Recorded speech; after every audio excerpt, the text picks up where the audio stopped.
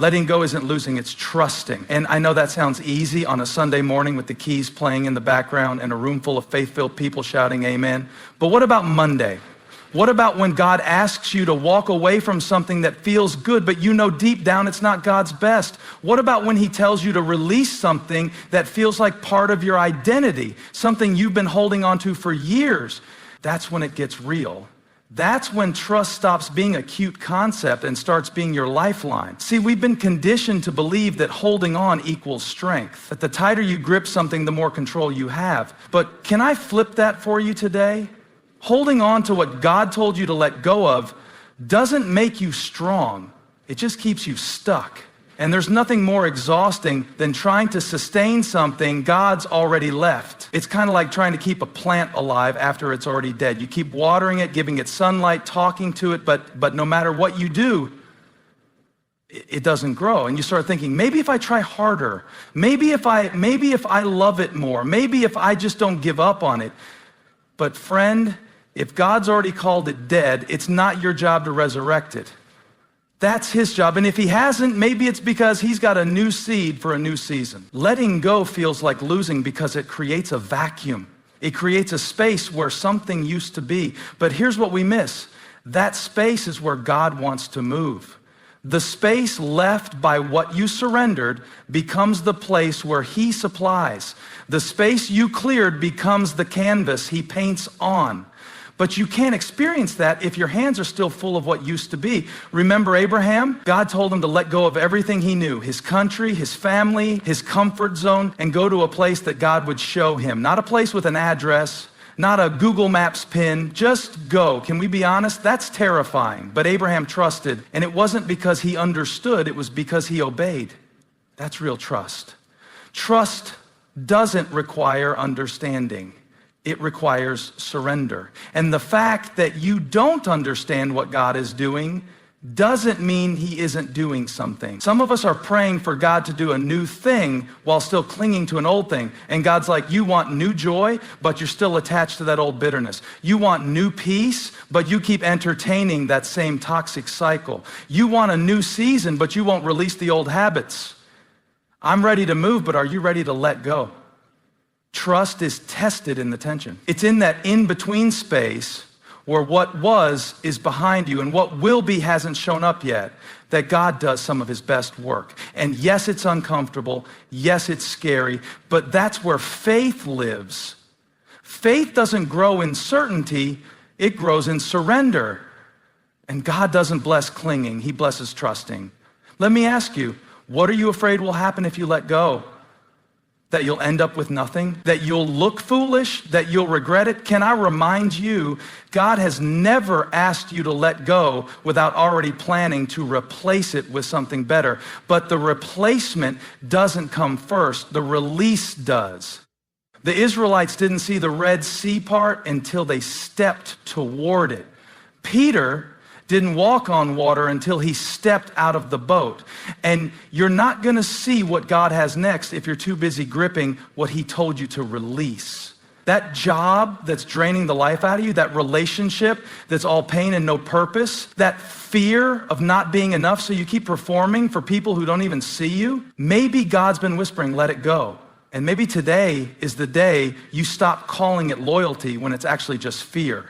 Maybe today is the day you stop calling it patience when it's really disobedience in disguise. Letting go isn't about giving up, it's about giving over. It's about handing it to the only one who knows how to turn loss into legacy, pain into purpose, and surrender into strength. It's about trusting that God's hands are better than yours, so let it go. Not because it's easy, not because you have it all figured out, but because you trust the one who said, I know the plans I have for you. Because what you release in faith, God receives with grace. And what you trust him with, he always transforms. You can't receive what's next while clinging to what was. Let that sit for a moment. Because some of us have been asking God for a new thing while we're still entangled in the old. And here's the tension. God is ready to move you forward, but he won't drag you forward. If you're still holding on to the past with one hand, you can't take hold of the promise with the other. It's like trying to drive a car while staring into the rearview mirror. You can't do it. You're not designed to go forward while fixating on what's behind you. That's not how faith works. That's not how growth works, and that's certainly not how God works. He says in Isaiah 43, 18, 19, forget the former things, do not dwell on the past. See, I am doing a new thing. Now it springs up, do you not perceive it? But that's the thing, we can't perceive it when we're too busy preserving what God already told us to release. Some of us are so emotionally invested in our history that we're missing our destiny. We keep replaying the same heartbreak, the same disappointment, the same betrayal, as if remembering it more will somehow redeem it. But God's not going to do a new thing in your life while you're still glorifying an old season. And I'm not saying your past didn't matter. I'm saying it doesn't define you. What you went through may have shaped you, but it's not supposed to trap you. Remember the children of Israel? God delivered them from Egypt, split the Red Sea, fed them in the wilderness, and still they kept looking back. They said things like, we had food in Egypt, we had meat, we had comfort, but they forgot they were slaves in Egypt. And how many times do we do the same thing? We romanticize our Egypt just because it's familiar. We start to believe that the bondage we know is better than the freedom we don't understand. And here's the truth that stings. God will let you wander if you're too stubborn to walk forward. You keep asking God to move in your life, but you haven't moved from the mindset that's been limiting you. You're trying to enter a new season with old baggage. And you wonder why it's not working. You wonder why peace is elusive, why breakthrough feels far off. It's because you're trying to drag the old you into a place where only the renewed you can thrive. There are some doors that won't open until you drop what's in your hands. And I don't just mean physical things. I mean mentalities. I mean grudges. I mean insecurities you've been carrying like badges of identity. God says, I'm trying to do something in you, through you, and for you, but you've got to let go of the you that was and trust me for the you that's coming. We see it in the story of Lot's wife.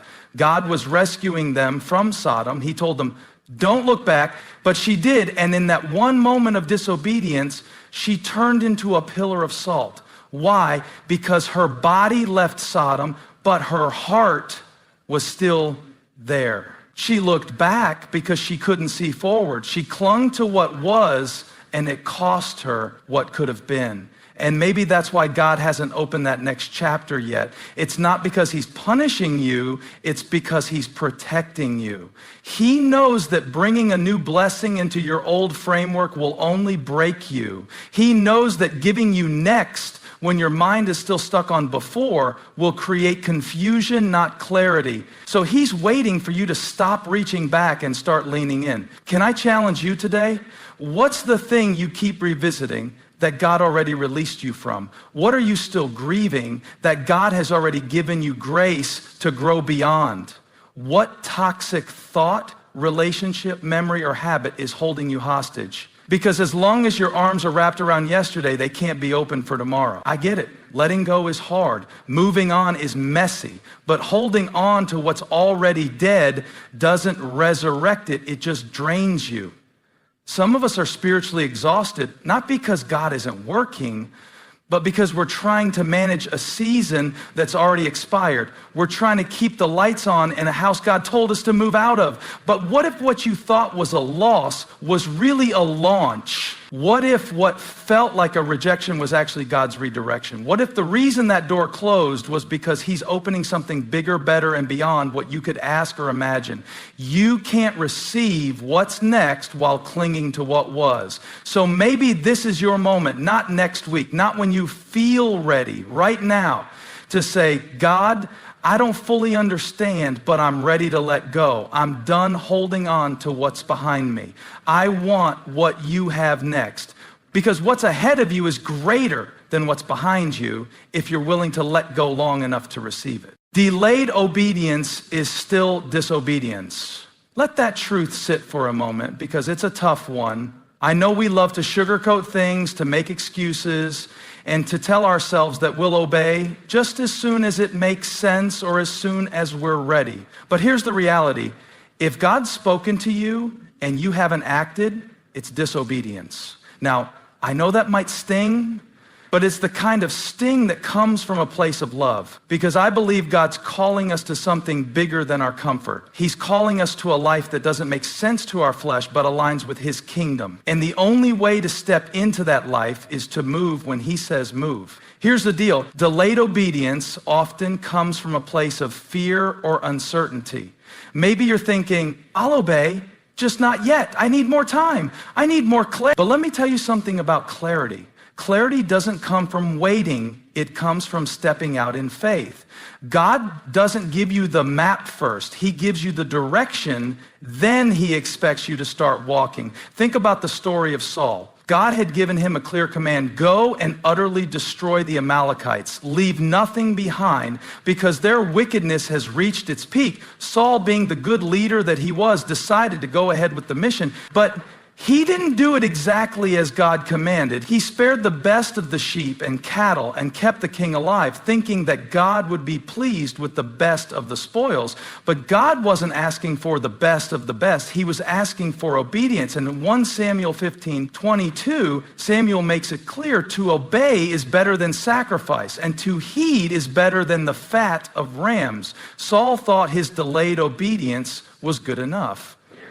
He thought that partial obedience would be sufficient. But God doesn't just want part of our hearts. He doesn't just want part of our yes. He wants it all. And when we delay, when we hold back and negotiate with God, what we're really saying is that we don't trust his timing, his plans, or his commands. We're putting our own understanding above his.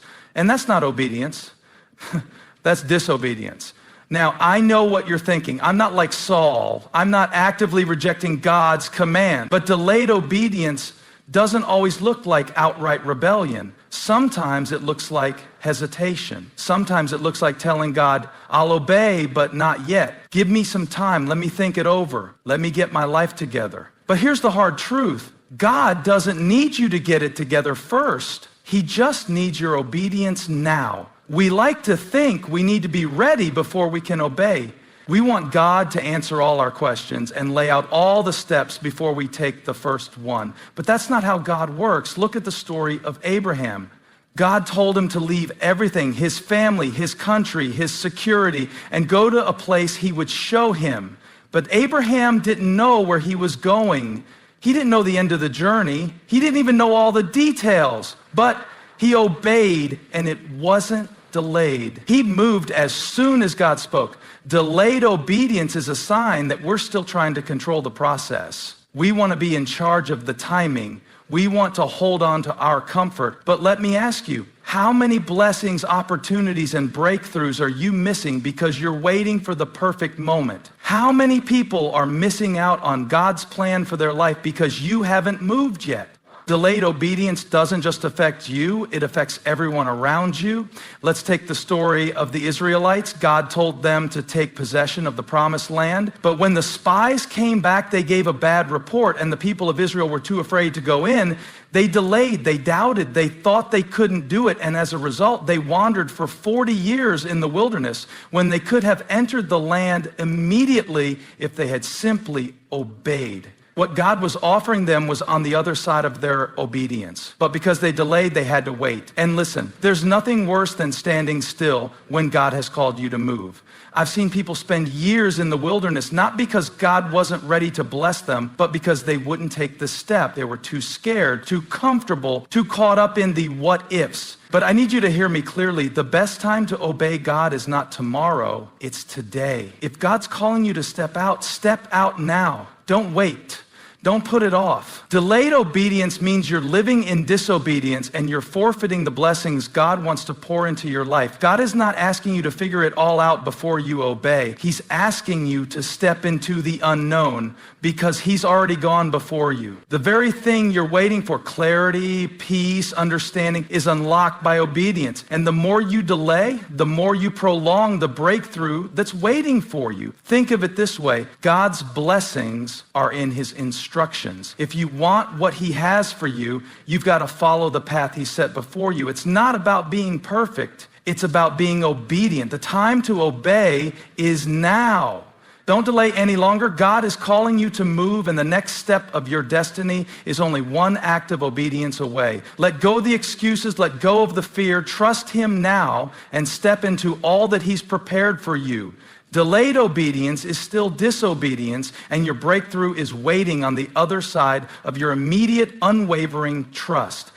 What you release, God redeems. This statement is simple, but the depth of it is life-changing. It's easy to look at the things we have to let go of in our lives, whether it's relationships, dreams, habits, or even parts of ourselves, and see them as losses. We mourn what we release, and often we struggle with the fear that what we've given up will never be replaced.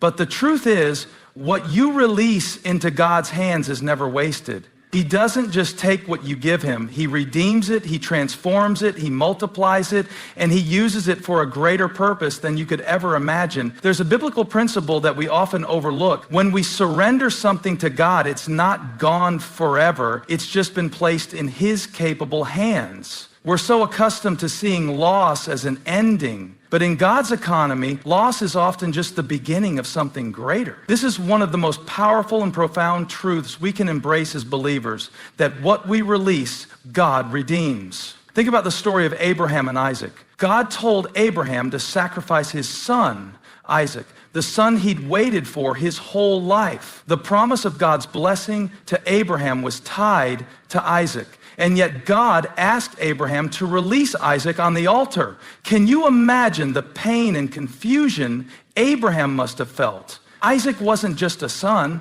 Isaac was the fulfillment of God's promise. But Abraham's obedience, even when it didn't make sense, led to God's provision. At the moment of surrender, when Abraham was about to sacrifice Isaac, God intervened and provided a ram as a substitute. But here's the kicker. God didn't just spare Isaac's life. He redeemed the situation. He didn't just provide a ram in the thicket. He reaffirmed his covenant with Abraham. God redeemed the situation, and the promise wasn't lost. In fact, it was expanded. God said to Abraham, I will surely bless you, and I will make your descendants as numerous as the stars in the sky and as the sand on the seashore. Genesis 22:17. Abraham's willingness to release Isaac into God's hands didn't result in the loss of the promise. It resulted in an even greater manifestation of it. The same principle applies to our lives. When we hold on to things, whether they're relationships, dreams, opportunities, or even our hurts and wounds, we limit what God can do. We make ourselves the final authority over the future of our own lives. But when we release what we have into his hands, we open the door for God to redeem it in ways that go beyond our understanding. Let's look at another example. Joseph. He was betrayed by his brothers, sold into slavery, and spent years in prison. But every time he was in a situation where he could have been bitter, angry, or vengeful, he chose to release his circumstances into God's hands.